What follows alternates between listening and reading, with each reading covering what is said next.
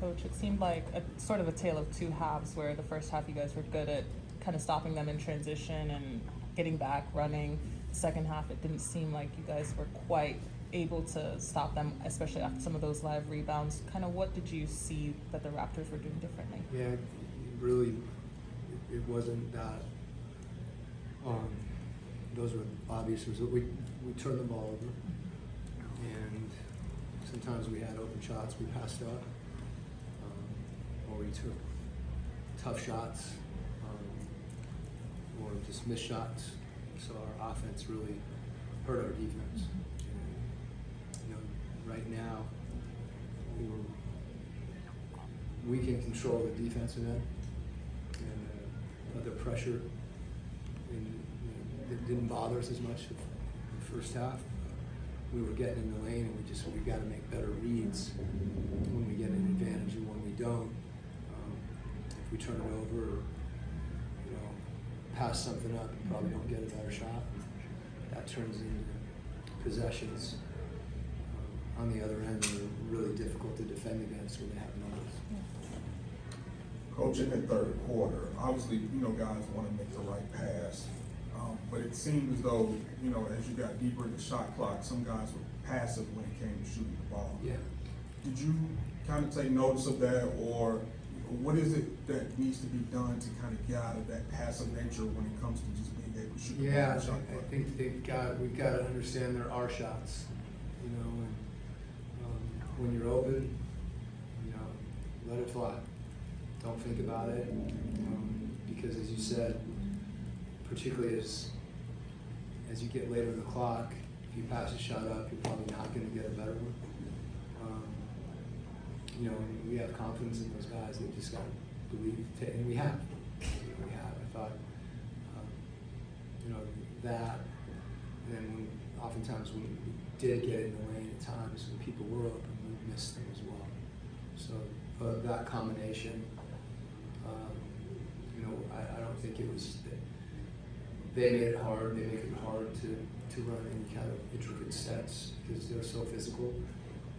That's the way the game is being called. They're pushing us off our spots. They're pressuring our guards. So it felt like to be able to drive the ball, and we were able to do that. But that's the first part of the battle. The second part is, as you said, when the ball does get kicked out. First, to find the open man, and when that does happen, you got to take those shots because we'll have a chance to rebound. Coach, to that point, at halftime, 13 assists on 19 made field goals. The ball movement was really good. And then in the second half, I'm just curious, when you're down your primary ball handler with Trae Young, you don't have your spacer and Luke Kennard. I know it's next man up mentality in the NBA, but what limitations does that put on you when you're playing 4 full quarters of basketball? Sure. Well, I think, what we were doing in the first half, formulaically, that's how we need to play. We need to share the ball handling responsibilities.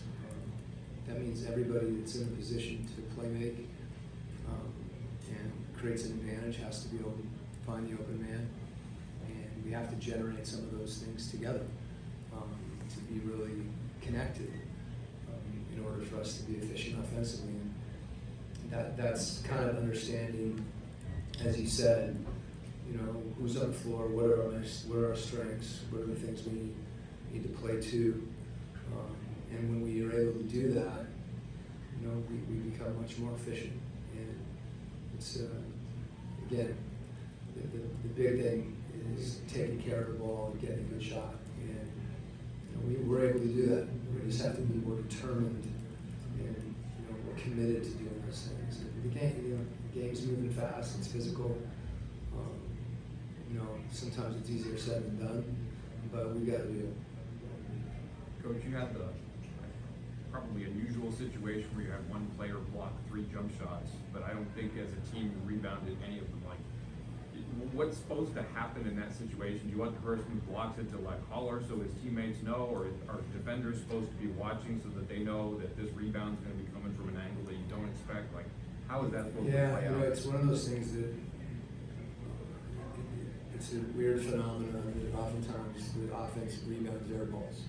those block shots are kind of like air balls. When you're turning, you see something, you're trying to do the right thing, block your man out, and then it lands behind you. It's kind of tough to get it. It doesn't happen very often. And as you said, every time you block a shot, you think good defense and you get it back. I guess one way to put a positive spin on it is we kept playing. That was an unusual situation because we continued to guard. Unfortunately, we didn't get the result we wanted. I wish there was something in a coach's book to tell you what to do on that one, but I don't know that anybody's figured that out yet. Coach, we talked about passing up some shots, but looking at going 9 of 38 from beyond the arc, were you happy with some of the looks that you got tonight? Yeah, I mean, I think that not being able to make those, when we did have open looks, we'd like for more of them to go in. So it's that's a little bit of a perfect storm, right? But that's that's the situation you find yourself in. If you've missed, sometimes you become reluctant to take the next one. As I said, if you're open, and the alternative is usually not as good as taking the next shot. And, I know our guys, we have confidence in one another, and we have to bounce back and understand that those shots are ones we need to take. And we need to do that. I think we will. Thanks, Coach. Thanks.